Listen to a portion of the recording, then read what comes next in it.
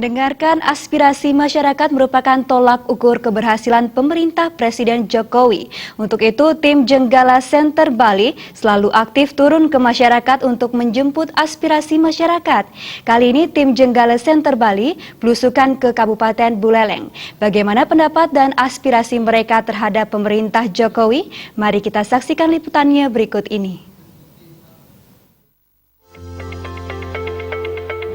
Untuk mengetahui perkembangan kinerja dan hasil dari kebijakan Presiden Jokowi di masyarakat khususnya di Bali, maka relawan dari Jenggala Center Bali berinisiatif turun langsung ke desa-desa untuk menjemput aspirasi yang berkembang di masyarakat.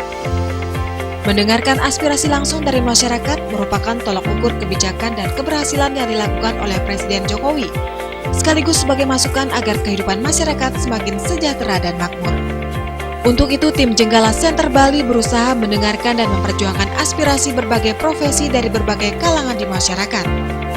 Salah satu yang menjadi tempat belusukan tim Jenggala Center Bali hari ini adalah kelompok nelayan Bina Karya di Desa Patas, Kecamatan Grogak, Kabupaten Buleleng.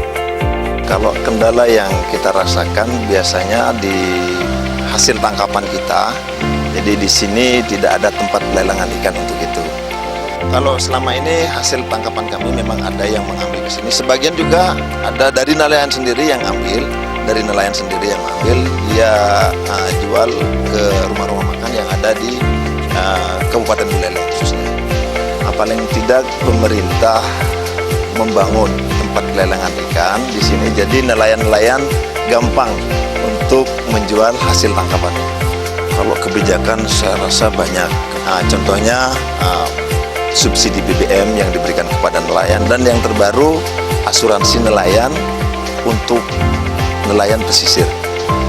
Harapan kami khususnya nelayan pesisir, yang pertama kami mohon kepada pemerintah untuk lebih fokus kepada kami dan nelayan diprioritaskan untuk bantuan agar aktivitas nelayan bisa terbantu dengan bantuan dari pemerintah dan bisa juga meningkatkan kembali taraf